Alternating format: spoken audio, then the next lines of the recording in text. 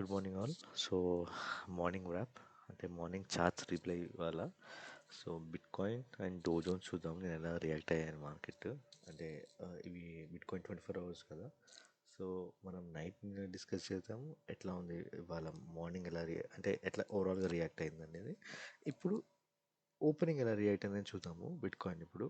Okay, so అలాగే do Jones కూడా చూద్దాం రాత్రి ఎలా పర్ఫామ్ అయిందని. ఓకే, ఇప్పుడు బిట్ కాయిన్ చూస్తే మనకి గ్రీన్ గ్రీన్ ఇక్కడ సమ్వేర్ మనం బై చేస్తాము, రెడ్ పడ్డది.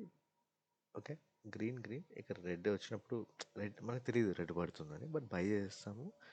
పేషెన్స్గా వెయిట్ చేస్తే ఇంత వచ్చింది మనకి ఇంతవరకు.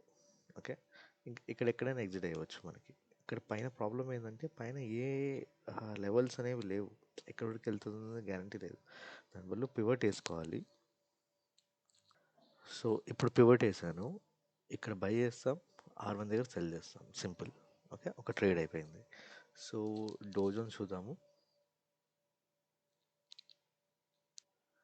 సో డోజోన్స్ వచ్చేసరికి very dead easy trade.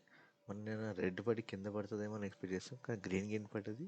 Green పడినాక మనం డిస్కస్ చేస్తాం ఒక గ్రీన్ పడితే దీని టార్గెట్ ఈ లైన్స్ వరకు వస్తుంది కంపల్సరీ అని. ఈ లైన్స్ వచ్చి బ్రేక్ కూడా అయింది. సో సమ్వేర్ ఇక్కడ వరకు వెళ్ళింది పైన. ఓకే, సో సమ్వేర్ ఇక్కడ ఎగ్జిట్ అయిపోవచ్చు, ఏదో ఒక పివట్ లెవెల్ ఉంటుంది ఇక్కడ ఎగ్జిట్ అయిపోవచ్చు, very easy trade. Okay, so ఇది ఇవాళ మార్నింగ్ ర్యాప్. మనకి డోజోన్ చార్ట్ ఒకటి, బిట్ కాయిన్ చార్ట్ చూసాము.